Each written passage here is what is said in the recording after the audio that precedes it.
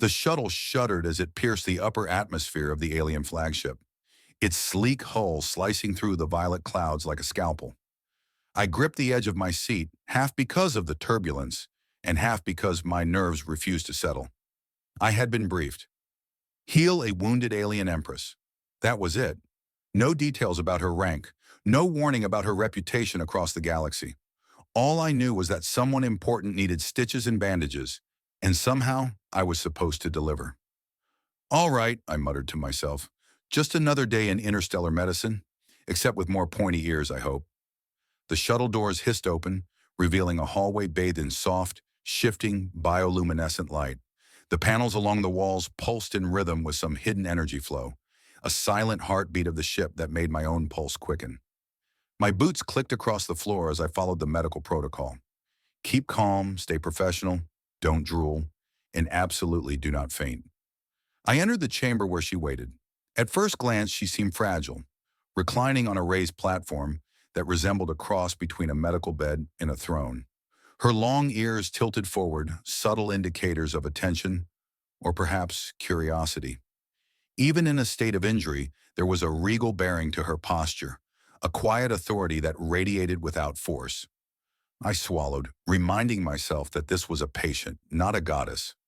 "Greetings, human," she said, her voice smooth, resonant, and strangely melodic. "I trust you come equipped to mend wounds?" I cleared my throat. "Yes, Your Excellency," I said, and immediately grimaced at the cringe-worthy formality. Uh, I mean, I've got bandages, antiseptics, and a moderate understanding of alien physiology. Hopefully enough." She tilted her head slightly, long ears twitching in what I suspected was amusement. "Moderate understanding," she repeated, as if tasting the words. "Confidence is necessary. Nervousness is forgivable." There was a teasing lilt to her tone, though nothing cruel. I set down my med kit and began inspecting her injuries. The damage was more serious than I expected. Deep lacerations along her shoulder and forearm, burns along the edges of her armor. As I cleaned a wound, she flexed her hand slightly, testing my reactions. I flinched, muttered a curse under my breath, and then paused to straighten my back, forcing a smile. "Nothing to it. I've handled worse. In simulators. Mostly." Her eyes sparkled, long lashes brushing the high cheekbones that looked both human and somehow alien in structure. "Simulators do not bleed," she said, voice laced with amusement. "Reality has consequences." I chuckled, partly from relief, partly from disbelief. "You don't say." And here I thought aliens were supposed to be all about strategy and perfection. She allowed herself a small, fleeting smile, and the tension in the room eased just slightly. "Strategy and perfection," she murmured, "do not preclude error. Even the most formidable warrior may find herself at the mercy of circumstance." Her gaze lingered on me in a way that was unsettlingly perceptive. I focused on the work, letting my hands guide me more than my racing thoughts. Bandages folded neatly, antiseptic applied with careful precision, and temporary sutures inserted where the wounds were deepest. I spoke quietly as I worked, narrating my process out loud, partly to reassure myself, partly to engage her. "All right, that's cleaned. Now we'll stabilize, then wrap carefully to prevent movement. Almost done. Don't move your shoulder unless you want another lecture from me." She inclined her head almost imperceptibly, and I realized that she wasn't merely a patient. She was observing, learning, even challenging me. "Do not underestimate the human hands," she said, voice low, almost teasing. "Precision is admirable," I smirked. "Precision is everything." "Well, precision and caffeine. But I left my coffee on Earth." I realized I was joking aloud and winced at my own audacity, yet she didn't recoil. Instead, she tilted her head in something that felt like approval. Hours passed, or perhaps only minutes, time distorted under the weight of focus, adrenaline, and the strange energy hum of the flagship. Wounds were cleaned, sutures secured, and bandages applied with care. As I stepped back, wiping sweat from my brow, she finally spoke again, softer this time. "You have presence, even in uncertainty." I let out a breath I hadn't realized I was holding. Thanks. I try. Well, not usually on royalty, but firsts happen. Her ears twitched, a gesture I was quickly learning was akin to a human smile. You are unusual human. Most who meet me hesitate, fear, awe, or reverence, cloud judgment. Lucky for me, I said, letting a grin slip. I'm only slightly terrified. There was a pause long enough that I wondered if I had overstepped, before she finally allowed herself a quiet, melodic laugh. Slight terror may yet be useful, she said, if paired with skill and wit. You possess both, surprisingly. And in that moment I understood that this was more than tending to injuries. The Empress was watching, learning, testing, and perhaps even trusting. I had no idea of her reputation, her power, or what would come next. But for the first time since arriving, I felt the stirrings of something greater than fear. The possibility of partnership, understanding, and the unlikeliest bond forming in the quiet hum of an alien flagship. The night deepened outside the viewport, stars flickering like distant candles, and I realized that no simulator, no training had prepared me for this. Yet I was ready to navigate wounds, protocol, humor, and the subtle dance of trust that stretched far beyond mere healing. The galaxy's most powerful warrior lay before me, and somehow I was still standing, still joking, still human. The next morning, the flagship was alive with the soft pulse of energy conduits, a hum that resonated through every corridor and deck. I moved cautiously through the halls, medkit in hand, acutely aware that every crew member's gaze followed me, their expressions a mix of curiosity, skepticism, and subtle amusement. The Empress had permitted me access to her quarters for continued care, but the thought of wandering openly among her attendants, unshielded by armor or authority, made me feel like an interloper in a kingdom of shadows. Her room was expansive, circular, and illuminated by a soft golden glow that seemed to emanate from the walls themselves. Panels embedded in the floor traced unfamiliar constellations, and the air vibrated faintly with some form of biotechnology I could not name. She reclined on a platform that was as much a throne as a medical bed, the long ears extending gracefully behind her, catching subtle glints of light. "Human," she called, voice carrying both command and amusement. "Come forward. Let us continue your lesson in the art of preservation." I approached cautiously, trying to keep my expression neutral, but failing entirely. Lesson sounds dangerous. I think I missed the warning about lectures, including life-threatening consequences. She tilted her head, eyes narrowing with amusement.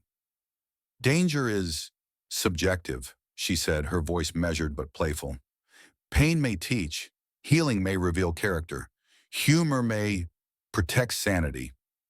I opened my medkit and started inspecting the sutures from yesterday, checking for swelling, infection, and signs of stress. As I worked, she watched me with a keen eye, tilting her head ever so slightly, studying my fingers, the tension in my shoulders, the way I breathed. "Your hands," she observed, "carry more assurance than your voice." I couldn't help but smirk. I've been told hands lie less than mouths, but rarely to royalty. A soft hum rose from the floor beneath us, and a small holographic display flickered to life, projecting the schematic of her armor and muscular layout. "Your understanding of anatomy," she said, "is amusingly primitive, yet competent." I raised an eyebrow. "Amusingly primitive? That sounds like a compliment in Empress speak." She allowed a faint smile to curve her lips, and for a moment her aura softened, revealing the humanity buried beneath layers of authority and power. I began carefully adjusting bandages around her shoulder, and she shifted lightly, testing my reflexes. "Human," she said, voice low, "do not underestimate your own capacity to surprise. The unexpected may serve advantageously." I laughed softly, the sound echoing oddly in the chamber. "You make it sound like I just invented a weapon by changing a bandage." "Perhaps you have," she replied dryly, yet not without humor. "Innovation often emerges from simplicity and observation." We spent hours like this, alternating between medical care, observation, and muted conversation. She asked questions about Earth, my experiences in interstellar medicine, and occasionally very pointed inquiries about human resilience under stress. I countered with stories of training mishaps, malfunctioning simulators, and bizarre alien encounters I'd survived. With each anecdote, a subtle rapport formed, humor threading through the tension like a lifeline. At one point, I stumbled on a phrase in her language, mispronouncing a title of honor. She let out a soft, melodic laugh, long ears flicking with delight. Even your errors are entertaining, she said. You persist despite ignorance. This quality is rare. I raised my hands in mock surrender. Well, I'm full of surprises, mostly mistakes, but occasionally helpful ones. Her laughter faded into a quiet hum as she settled back, eyes observing me intently. You are persistent, perhaps too persistent to merely treat wounds. You learn rapidly, you adapt, willingly. There is potential. I felt a strange warmth at her words, a mixture of pride and disbelief. Potential for what? Being a good bandage applier or galaxy-saving hero? I teased, letting the tension break just slightly. She considered the question with deliberate gravity. Potential is defined by action, by choice, by willingness to endure, and to grow. You are a study in contradictions, human. Fragile, yet daring. Uncertain, yet capable. Hours passed in this rhythm. Care, conversation, observation, small jokes, and quiet tests of character. I began to notice subtle signals in her demeanor, the way she shifted slightly when comforted, how her ears twitched with approval, or how her posture softened when amused. Each small insight made me more attuned to her reactions, more aware of the layers beneath her formidable presence. When I finally leaned back, cleaning my tools, she spoke with a tone that was both serious and faintly teasing. You will need to remain vigilant, not merely for survival, but for understanding. The galaxy is unforgiving, and yet, even within danger, there is connection. I grinned, shaking my head. Connection, danger, bandages, sounds like a normal workday for a human, but somehow with more ears. Her laugh echoed through the chamber, melodic and unexpectedly comforting. You have humor, she said, and yet you do not fear entirely. This balance is remarkable. As I packed my med kit to leave, the bond between us, subtle but undeniable, had begun to form. Trust, respect, and something more. Curiosity, perhaps even fascination, hung in the air, binding human and alien in a quiet, unspoken partnership. Outside the chamber, the flagship thrummed with life, unaware that within one room, two beings were learning not just to heal wounds, but to navigate the fragile threads of connection that might one day save more than just bodies. They might save a galaxy. The warning klaxons blared suddenly, shattering the rhythm of routine that had begun to settle over the flagship. I barely had time to glance at the readout before a wave of panic surged through me. Intruders aboard, bypassing the outer defenses. My training kicked in, but the presence of the Empress in the room made hesitation almost impossible. She rose with a fluid grace, long ears flicking as she assessed the threat, her injuries seemingly forgotten in an instant. You will remain behind, she said, voice calm but edged with command, unless you desire to become part of the casualty report. I swallowed hard. I prefer staying on the side that's less dead. She allowed herself a brief, sardonic smile. Wisely chosen. Her gaze shifted to the doorway, scanning the corridors with preternatural awareness. Then, without another word, she moved, and I realized she was faster than any human could perceive, a blur of motion as she intercepted the first intruders. I froze for a moment, heart pounding. Okay. That's terrifying, I muttered, gripping a med kit as if it were a weapon. A holographic console lit up nearby, and instinctively, I began analyzing incoming threat vectors, trying to anticipate movement, to act as her eyes for the areas she couldn't cover. The Empress dispatched the first wave with elegant efficiency, each movement precise, every strike calculated. Yet there was restraint in her execution, a deliberate effort to subdue rather than to annihilate. And somehow, amidst the chaos, I could hear her quiet, melodic commentary. Human, you observe well, now act when necessary. I nearly tripped over my own feet as I attempted to assist, but she gave a small nod of approval. Caution is your ally. Impulse may be costly. Her tone was firm, yet there was a hint of amusement in her words, as if she relished the irony of having a human shadowing her in battle. The corridors became a blur of motion, energy pulses, and kinetic force. I found myself improvising, using medtech devices as barriers, deploying emergency stunners in quick succession, and sometimes just screaming into comm channels to distract intruders. The Empress adjusted her movements based on my actions, seemingly aware of my limitations and factoring them into her strategy. At one point, I ducked just as a plasma blade whistled past my shoulder. The Empress's voice cut through my panicked thoughts. You must trust your instincts, human. Hesitation is unnecessary. I nodded, though she couldn't see me, and pushed forward. Adrenaline sharpened my focus, and I realized that the tools I'd wielded in medicine, precision, timing, careful observation, could translate into this chaotic battlefield. It wasn't combat training exactly, but it was enough to contribute. She paused momentarily, assessing a cluster of intruders. Her long ears twitched in a rhythm I began to recognize as a combination of calculation and patience. Then, in a movement too fast for my eyes to track, she disarmed one of the attackers, flipping him into a containment field with a grace that made my stomach lurch in awe. Efficiency is not always visible, she said, tone low, almost conversational, as she moved to intercept another threat. Between waves, we exchanged brief glances, a silent coordination forming. I realized that humor, our running commentary, the occasional quip about the absurdity of plasma rifles and uncooperative consoles, served to anchor us in the moment.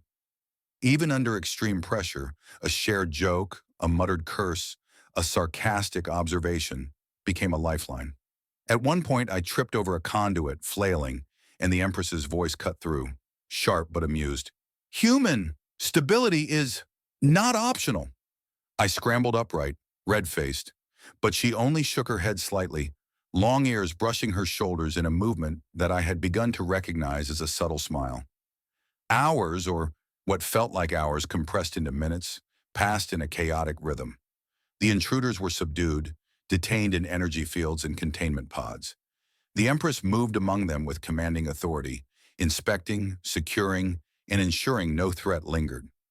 When the final intruder fell silent, she finally exhaled, and for the first time I saw a flicker of fatigue cross her face. You performed admirably, she said, turning her attention to me. Even under stress, you contributed. I forced a grin, wiping sweat from my brow. Mostly by not dying. I call that progress.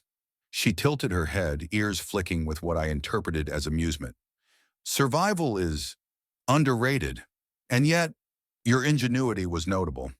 I exhaled deeply, the tension finally releasing. Glad to know a little human chaos can be useful. Her gaze softened for just a moment, and I noticed the vulnerability beneath her formidable exterior. Chaos is acceptable when tempered by reason. You have learned quickly. As the adrenaline ebbed, I realized that this shared trial, this dance of skill, intuition, and humor, had drawn us closer. I understood her power in a way that words alone could not convey, and she seemed to appreciate my presence in a way that transcended simple utility. By the time we returned to her quarters, the ship thrummed quietly around us, alive with its usual energy. I cleaned my med kit, feeling both exhilarated and exhausted. The Empress reclined, observing me with a gaze that was both assessing and approving. You have adapted, she said softly. Few humans could endure, and fewer still would maintain humor. I chuckled, settling onto a nearby bench. Humor's the only thing keeping me from screaming, so you're welcome. She allowed herself a quiet laugh, long ears flicking with the subtle grace I had come to recognize as pleasure. You are exceptional, human. For now, you remain tolerated. And in that moment, Amidst the hum of the flagship and the fading adrenaline, I realized that our bond was no longer just about healer and patient.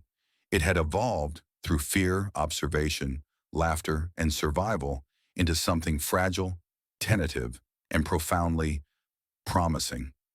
The day began with a calm that felt almost unnatural after the chaos of the previous hours. Sunlight, or its artificial equivalent, filtered through the observation dome, painting the quarters in a warm, amber glow. I had just finished calibrating some medtech equipment when a soft chime announced her arrival. The Empress entered, long ears trailing gracefully behind her, a faint smile playing on her lips, as if she had been watching me through some unseen sensor. "Human," she said, voice carrying that subtle mix of command and amusement I had grown accustomed to. "Today we continue, not with injury, but with understanding. There is much you do not yet perceive about this vessel, and about me." I swallowed, trying to appear confident, though my mind raced. "Understanding? That sounds a lot like trouble dressed in a polite word." She allowed herself a short laugh, the sound resonating with a melodic clarity that made me pause. "Perception is flexible, and human, is a form of insight." We moved to the observation deck, where the galaxy stretched endlessly in all directions. I had walked these corridors before, but seeing them from her perspective, through her calm command of the ship's interface, was something else entirely. Panels lit up with data streams that I struggled to comprehend: stellar positions, energy fluctuations, micro anomalies, all flowing as if the universe itself were performing a slow, deliberate dance.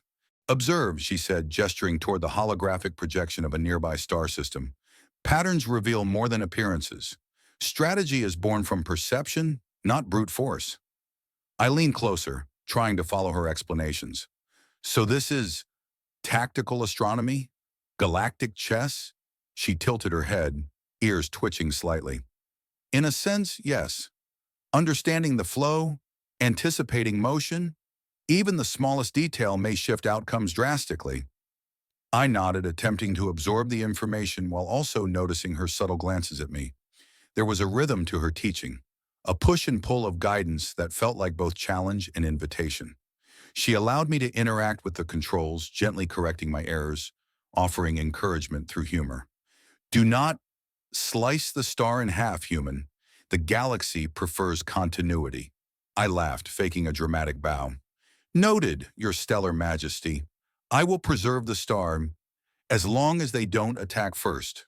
She chuckled, the sound like the ripple of a distant stream. "You persist in jest, even under instruction. This quality is unexpected." Hours passed as she guided me through systems I had never imagined, her patience allowing for my mistakes, her corrections delivered with a dry wit that made learning almost enjoyable. She demonstrated simulations of fleet maneuvers, showing how subtle shifts in timing could turn the tide of an entire engagement. My own attempts were clumsy, but she never berated me. Instead, she used humor and quiet observation to coax better outcomes. At one point, I misaligned a projection and panicked. "I think I just launched a star into the next quadrant." Her laughter rang clear and warm. "Calm, human. You have not destroyed the galaxy yet. This is acceptable error. Learn and adjust." I blinked, surprised by the ease with which she allowed me to fail and try again. It was unlike anything I had experienced with authority figures back on Earth, where mistakes often carried far heavier consequences. Her patience seemed limitless, tempered with subtle amusement and respect. Later, she guided me into a different exercise, analyzing energy signatures of an alien fleet approaching the outskirts of our sector. She explained the interplay of shields, weapon systems, and cloaking technology, but framed it in a way that made it almost like a puzzle rather than a threat. I made a suggestion that, by pure luck, revealed a weakness in the simulations. She froze briefly, then raised an eyebrow, ears tilting ever so slightly. "Curious, human, intuition may rival instruction. You, surprise." I grinned sheepishly. "Luck, skill, and a healthy dose of panic. That's my strategy." She allowed a rare smile, long ears brushing softly against her shoulders. "Perhaps, This combination is why you endure. You are resilient in ways both subtle and overt. By the end of the day, I was exhausted in a new way, not from physical exertion, but from the mental and emotional strain of learning in her presence. Yet there was a satisfaction in the progress made, a bond forming from shared challenges and laughter. She studied me silently as I tidied up the equipment, long ears twitching in thought. You adapt, human, rapidly, even beyond expectation, she said quietly. You survive, and you learn. This combination is rare. I nodded, suddenly aware of how closely I had been observing her as well. Her posture, the flick of her ears, the way she spoke with measured intention, the subtle humor threading through every lesson. And you survive and teach. I guess we both have our skills. Her gaze softened, eyes reflecting a faint glimmer of appreciation and perhaps trust. Yes, our skills complement, continue, and understanding deepens. There is more to discover, human. And as I prepared to leave, the faint hum of the flagship surrounding us, I realized that our relationship had grown beyond healer and patient. It was evolving into a partnership, forged through shared laughter, mutual respect, and the quiet thrill of discovery. In her presence, even amid lessons of strategy and perception, I felt the first stirrings of something unspoken yet profound, a connection that might one day define more than just survival. The corridors of the flagship hummed with activity, a low vibration that seemed to synchronize with the pulse of the ship itself. I moved carefully, aware that today's task was unlike anything I had encountered before, assisting the Empress with a series of maintenance procedures on the ship's defensive systems. Normally, such work would be routine for a seasoned crew, but under her watchful eyes, even routine became an exercise in tension and observation. Human, she said as I approached, long ears flicking impatiently. Today you will learn not only the mechanism, but the philosophy behind defense. Comprehension is more valuable than brute application. I cleared my throat. Philosophy, huh? I didn't realize engineering came with a liberal arts degree. A faint, almost imperceptible smile touched her lips. Humor is tolerated. Observation is paramount. We began in the shield generator room, where a series of intricate conduits carried energy that pulsed like liquid light. She demonstrated the flow of power through the circuits, her fingers moving with precise grace over holographic controls. I tried to mirror her movements, fumbling occasionally, causing a minor spark to flare. Careful, she said, not with reprimand, but with an amused inflection. We do not need another human-shaped meteor. I laughed, stepping back to avoid further sparks. Noted, meteor status not desired. She allowed the levity, yet her focus never wavered. The Empress guided me through a delicate procedure, calibrating energy frequencies so that the ship's shields could adapt in real time to multiple threats. Each adjustment required a balance of intuition and calculation, and I struggled to keep up. Yet her patience was remarkable. She would correct me with a subtle gesture, a tilt of the head, or a whispered word, never condescending, always precise. Midway through the process, an alert flared on the central console, a small fleet of unknown vessels approaching a nearby asteroid field. She glanced at the readout, long ears twitching. A test, perhaps, or coincidence. Regardless, we observe and adapt. I swallowed, heart racing. Do we engage them? She shook her head. Not yet. Observation first. Knowledge is the weapon of choice. We moved to the tactical hologram, where the incoming ships appeared as shimmering silhouettes. She explained their probable capabilities, the likelihood of cloaking maneuvers, and how our shields could respond dynamically. I made suggestions based on what little I knew of alien tech, and she listened, even nodding in acknowledgement when a suggestion showed promise.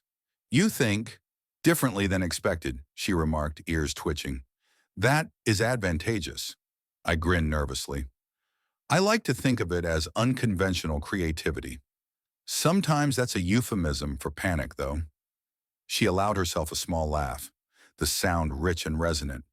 Panic, tempered by observation, can indeed yield insight. As we worked, our rapport deepened. I began to anticipate her corrections, and she seemed to adjust her guidance to my style, creating a rhythm between instruction and improvisation. At one point, a minor system overload caused a surge of energy that sent a holographic panel spinning. I flinched, expecting her wrath, but she merely raised an eyebrow. "Adaptation is necessary," she said softly, long ears brushing her shoulders. "And humor stabilizes the mind." I breathed out, feeling a wave of relief. "So, my clumsiness is educational?" "Perhaps," she said, voice teasing, "in small doses." Hours passed in a fluid mix of precision work and cautious improvisation. Together, we calibrated shields, adjusted energy channels, and tested emergency protocols.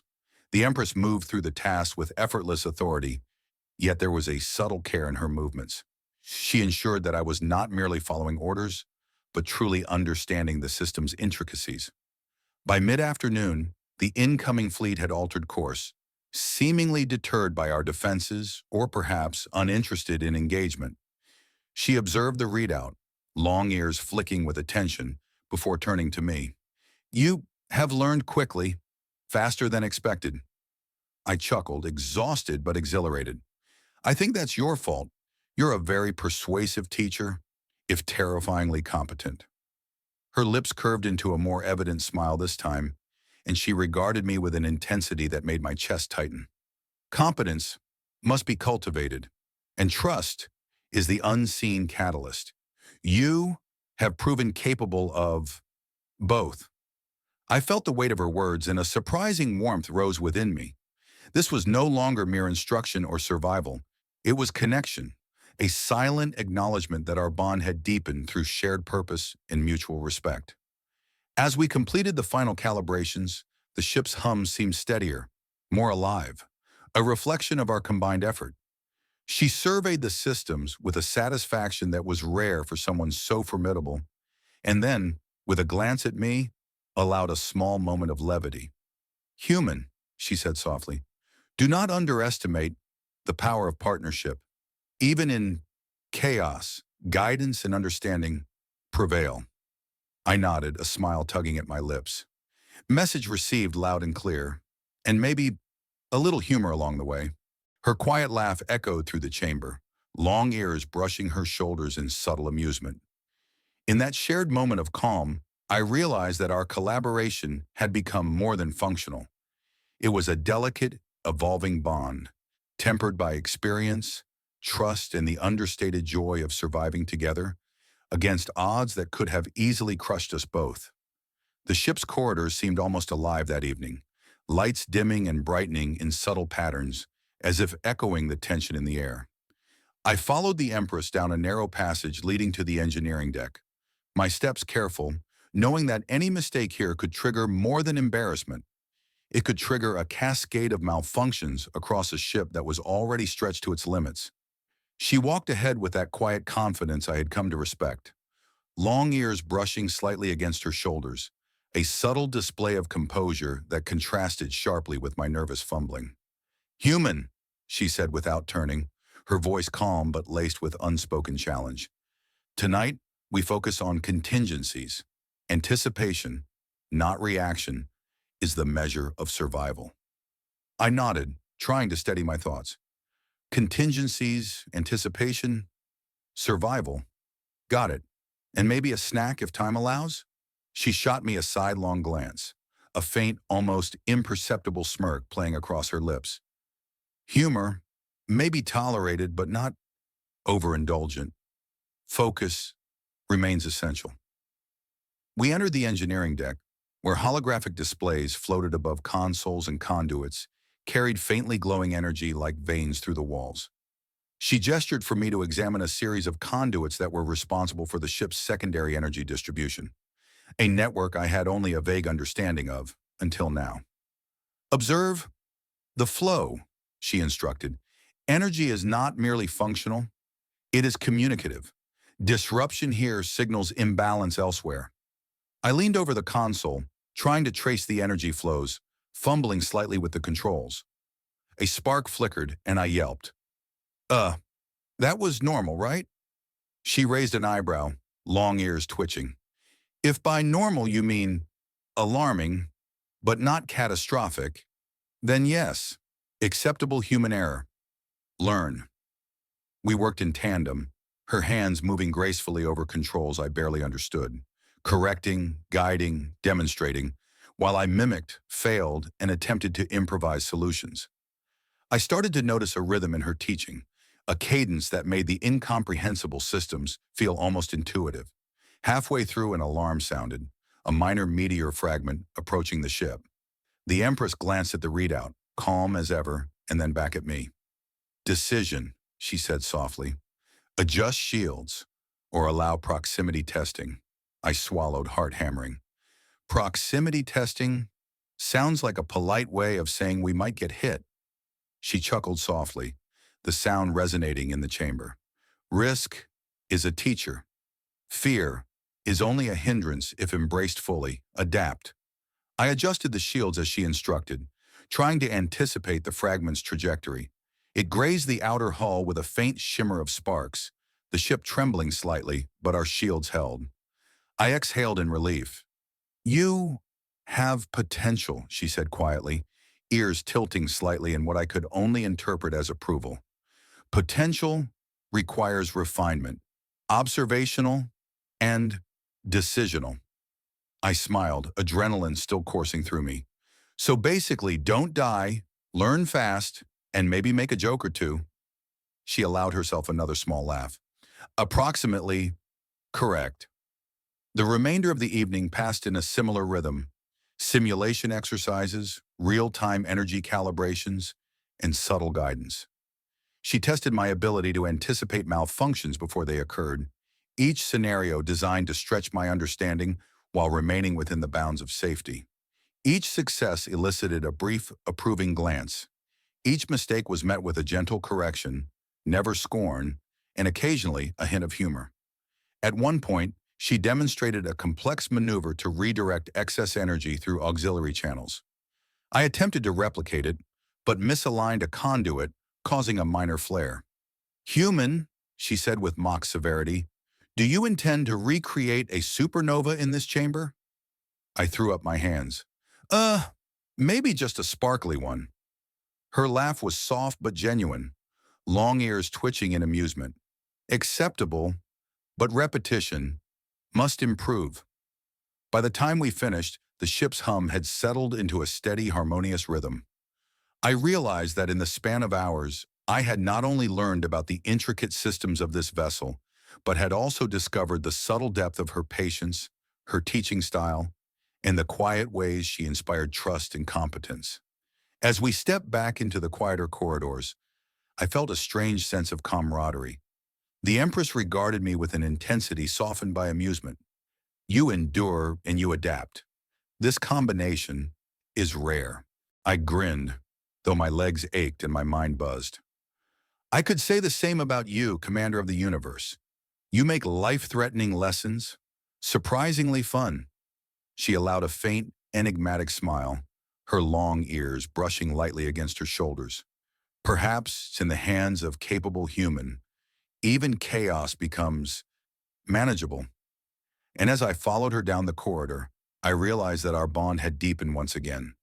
Not merely teacher and student, but partners in the art of survival, each learning from the other, sharing quiet humor amidst the weight of immense responsibility, and finding, unexpectedly, a rhythm that could sustain even the galaxy's most dangerous nights. The bridge of the flagship glimmered with activity, lights reflecting off the polished surfaces in a symphony of color that made the entire room feel like it was alive.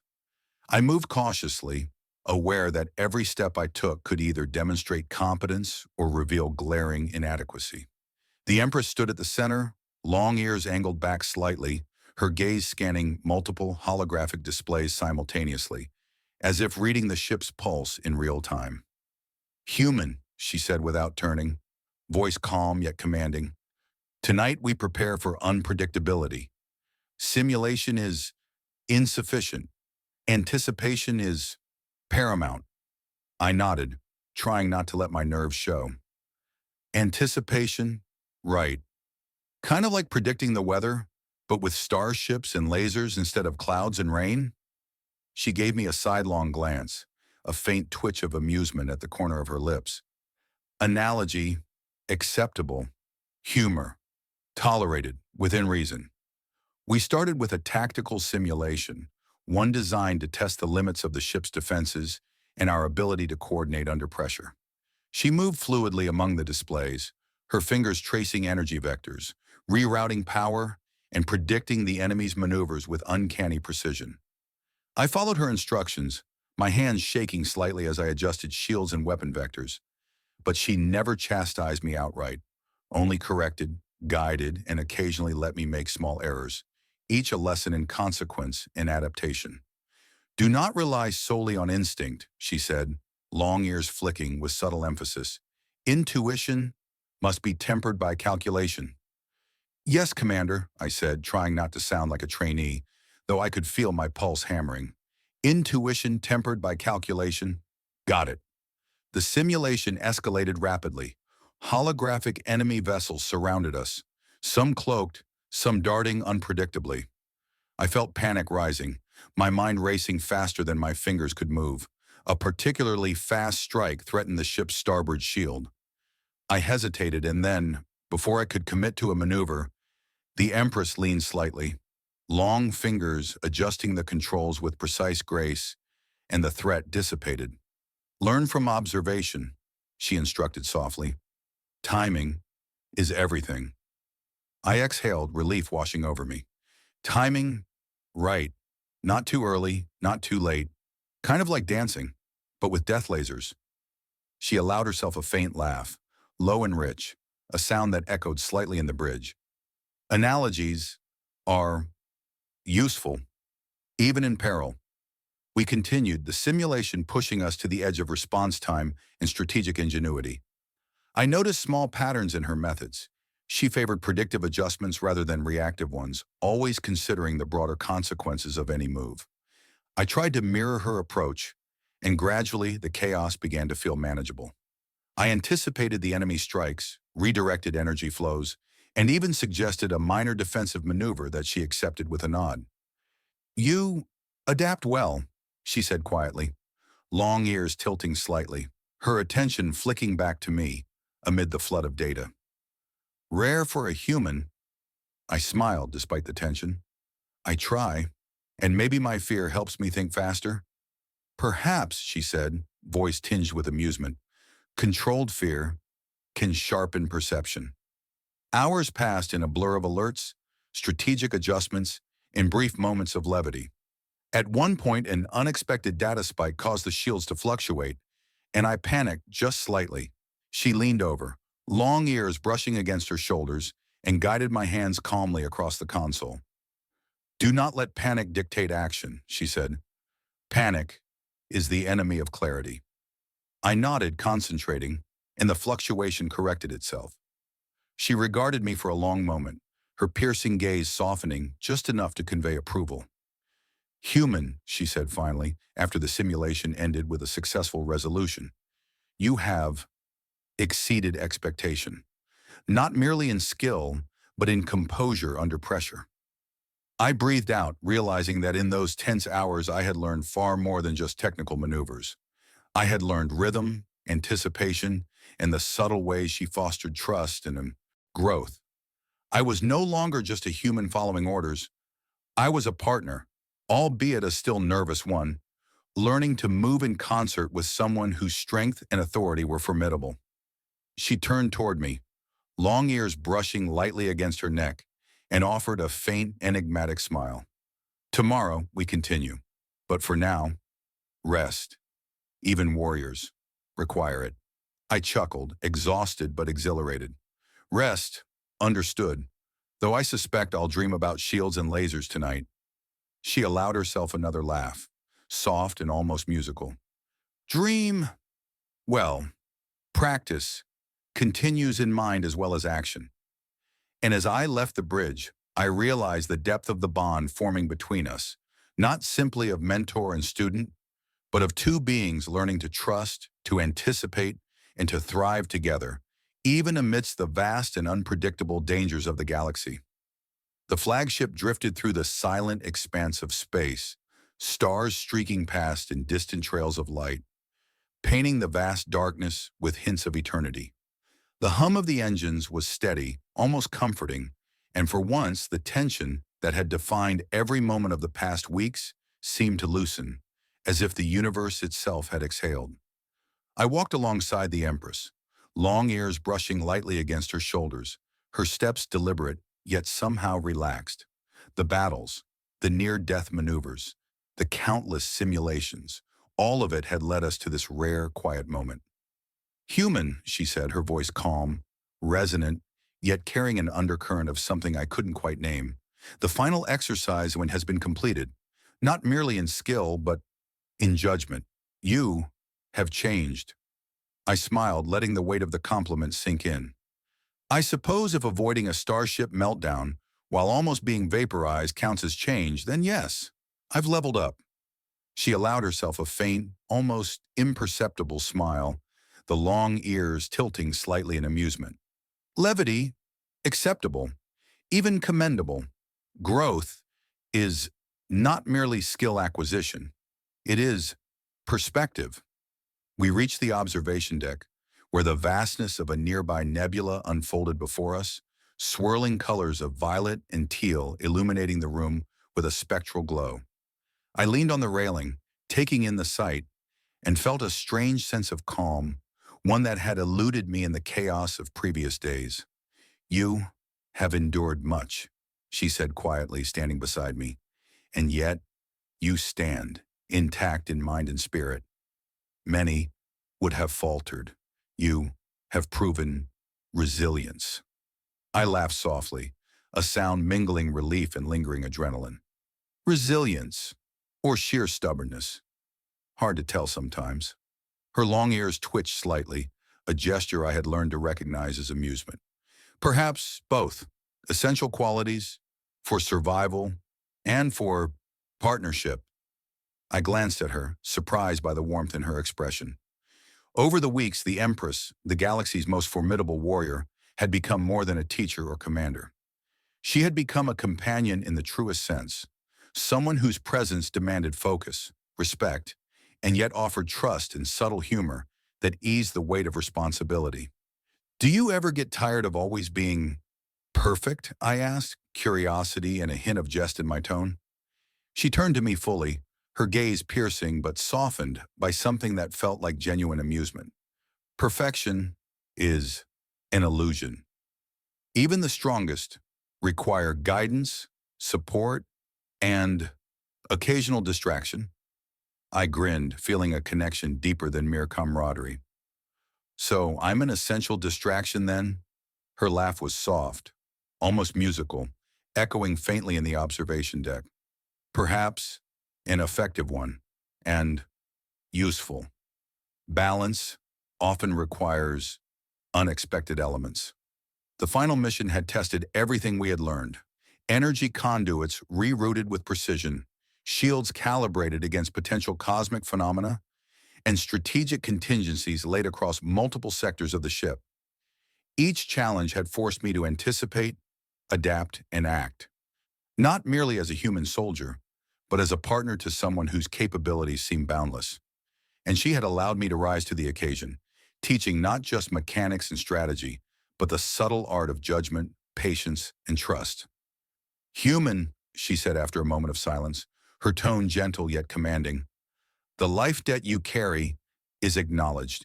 Yet it is no longer merely obligation. It is alliance, respect, and choice." I felt a strange warmth at her words. The life debt tradition that had initially bound me to her in a rigid form of duty had transformed. It was no longer a mere chain of obligation, but a bridge of mutual understanding, forged through trials, humor, and shared moments of vulnerability. "So, what happens now?" I asked, genuinely curious. "Do I get a medal, a spaceship named after me? Or do I just continue to survive?" She allowed a faint chuckle, her long ears twitching. "Recognition. is optional. Survival has been demonstrated. Partnership is someone established. And you will continue to learn from each encounter. I nodded, feeling a sense of completion, yet aware that this was not an end, but a new beginning. I had grown, my confidence strengthened, my instincts sharpened, my perspective broadened. Not through victories alone, but through challenges, mistakes, and the guidance of someone extraordinary.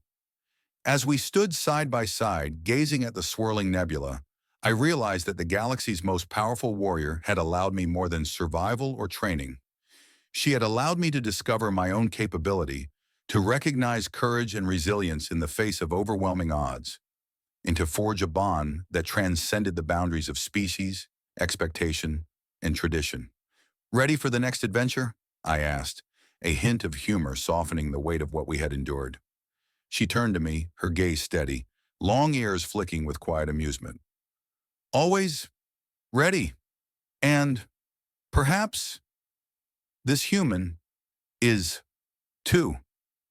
We shared a moment of quiet laughter, the nebula casting spectral light across our faces, and I felt the profound truth of her words. We were no longer merely human and empress, teacher and student, or warrior and soldier. We were allies, companions, and partners, prepared to face the vast unknown together, stronger for the trials we had endured, and bound by trust, respect, and a subtle, unspoken understanding that our journey had only just begun. The stars stretched endlessly beyond the viewport, infinite and luminous, and for the first time in countless cycles, I felt not fear or uncertainty, but a quiet, steadfast readiness for whatever the galaxy might throw at us next.